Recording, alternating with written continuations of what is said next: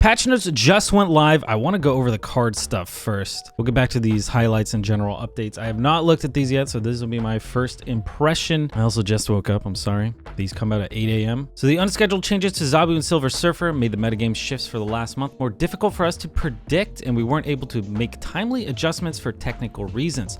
In that time, Thanos became one of our most dominant decks, and yet his weak matchups versus Zabu and Surfer had been really holding the Mad Titan back. Shuri-based decks were another big winner here, and both of these archetypes have exceeded our tolerances for game balance. This patch's adjustments are aimed at restoring order and weakening each of them. We're continuing to explore updates and improvements to both our balance technology and our philosophy around scheduling changes, and we look forward to sharing that with you soon. I think somewhere they said they're going to talk more about this in April, which is, of course, coming up soon here. So we can see we got Thanos going from a 6'11 to a 6'10.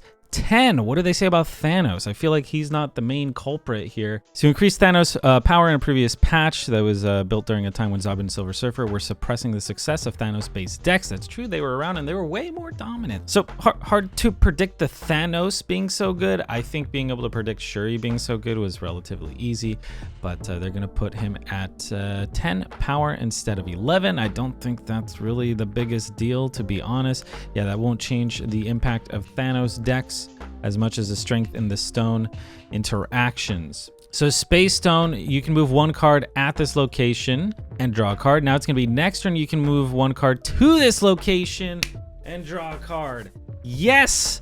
That's so good. That's such a big deal. Okay, all right, that's huge. That's huge. Space Stone allowed you to get into locations that were super annoying, like Sanctum, and Storm just became useless because of that.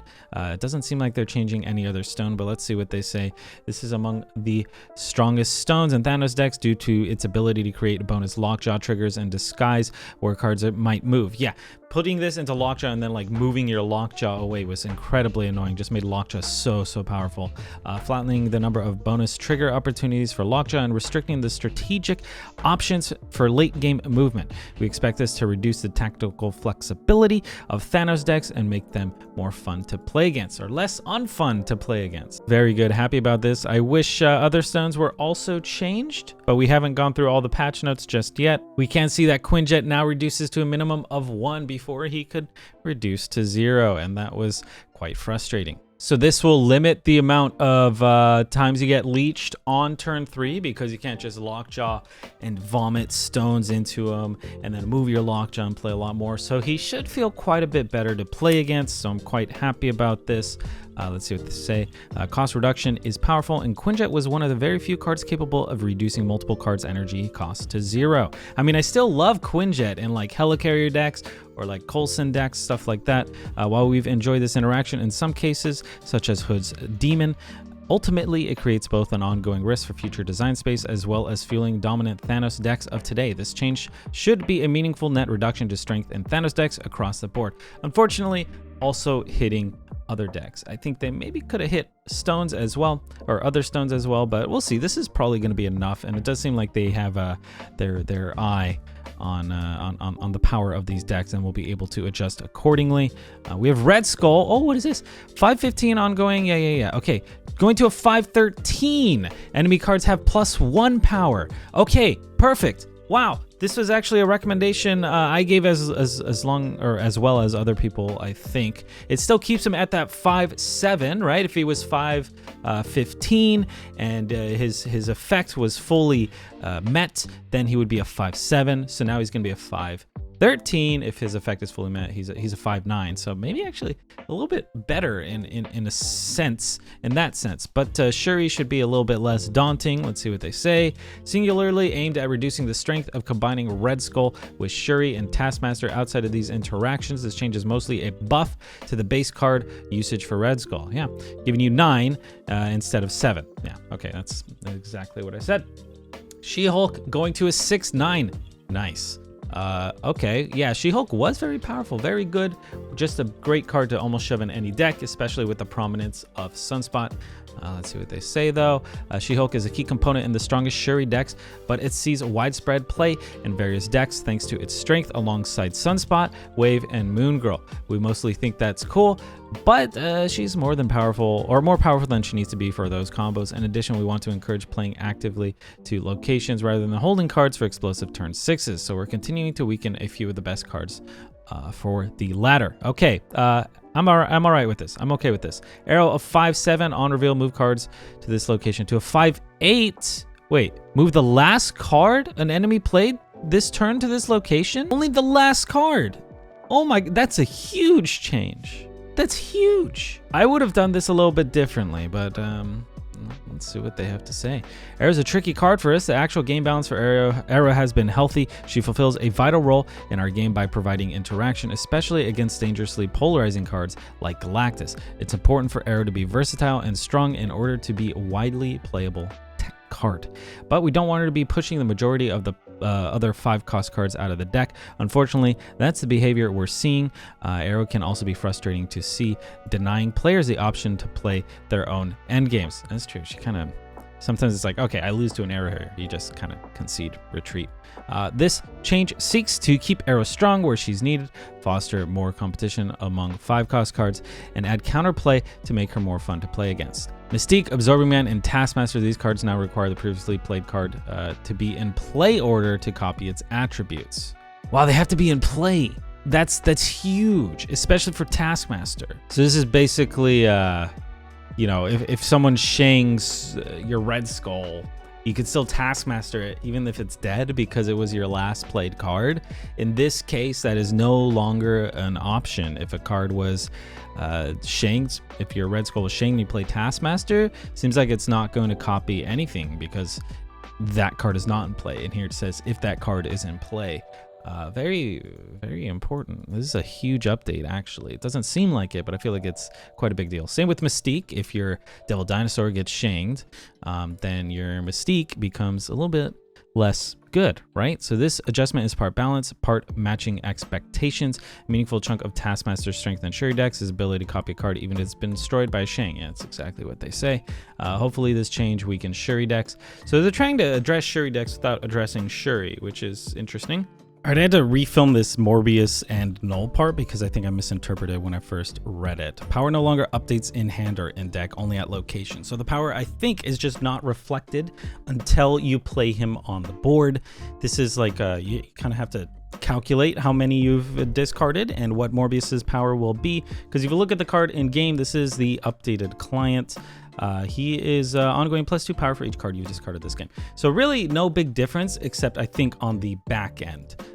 They're trying to make it easier for people to calculate things. You don't have a lot of time to do these calculations.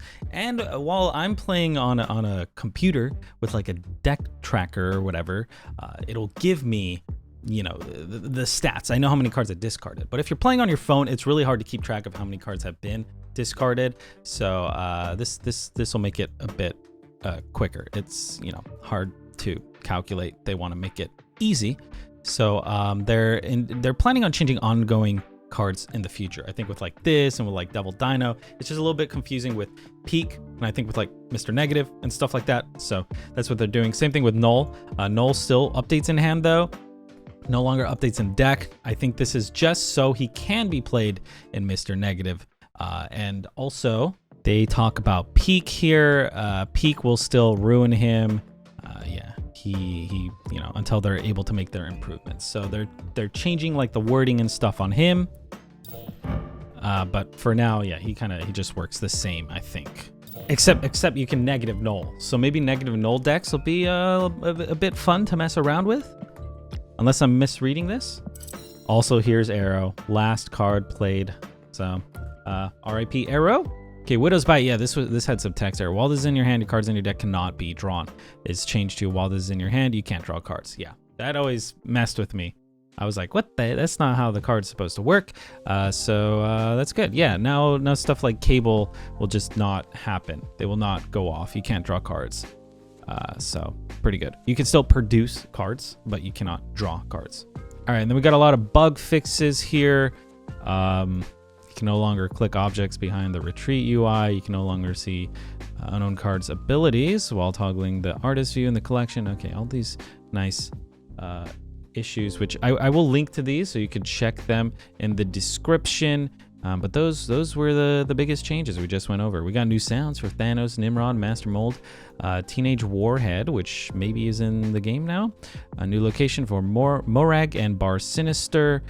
General updates. Oh yeah, this is a big one as well. Dropping from 5 to 4. We do have Zabu, Sauron, Shanna, Dazzler, and Shadow King. Shadow King. And then from Series 4 to 3, M'Baku, Orca, and Atuma. So that's pretty nice. When you tap on a card for more details during a match, the big card detail now features artist credits and card mods. That's nice. It's good to know. I don't have Shanna, Dazzler, or Shadow King, so I might start opening those in boxes. I'm probably going to do a big box opening here. Shop update. Okay, this is a big token thing. If anyone missed this, players who have not yet finished Series 3 will now earn 4 times more tokens than before. I don't know if you've seen any of my box openings, but I do open a lot of credits. That is only because I'm Pool 3 complete. So now everyone's going to be opening that amount of credits. But the drawback is I don't think you can buy Series 3 cards through the shop anymore. Choose your card. Series 3s have been separated into their own shop section. Instead of purchasing one Series 3 card a month with tokens, player can now choose one Series 3 card to unlock each month for free. It's kind of like a pro and a con in the same way. You do get one for free, but you cannot unlock them throughout the month. But I think unlocking like one, it's almost like getting a free 1,000 collector's tokens, right? In a way, but now you are limited. You have to use those tokens on Series 4. On Series 5. So we'll see in the long run if this is actually good. Hopefully you're still unlocking Series 3 cards while progressing through your collection level. But yeah, Token Shop now contains only Series 4, 5, and Ultimate variants. So big change here. These patch notes are quite a big deal, actually. I'm quite happy. I do think the Thanos decks are going to be a little bit less prominent. Space Stone change I'm quite happy about. We'll have to see how prominent Leech is, but I think the fact that he's going to be coming out of less Lockjaws should be overall net positive for everyone. Definitely not a fun card to see, but you still can Time Stone and then play Leech on 4, right? We do have She-Hulk going down in power. We do have, which honestly, you know, She-Hulk Taskmaster stuff, and it's going to be 18 power instead of 20, which was another prominent thing in Shuri decks. So yeah, Aero, this is a big change. It's a big change. I don't think Aero had to die this patch, but okay, RIP. And then Taskmaster, maybe I'll be running some more Shangs if Shuri decks become all the more prominent. But yeah, overall, I think this is a step in the right direction. Let me know what you guys think in the description below. Sorry if I appear like I just woke up. It's because I did. But yeah, probably gonna stream and open some things. And I think is the variant rush not live yet? Is that later? Who knows? But yeah, thanks for watching. Good luck on ladder and stay hydrated.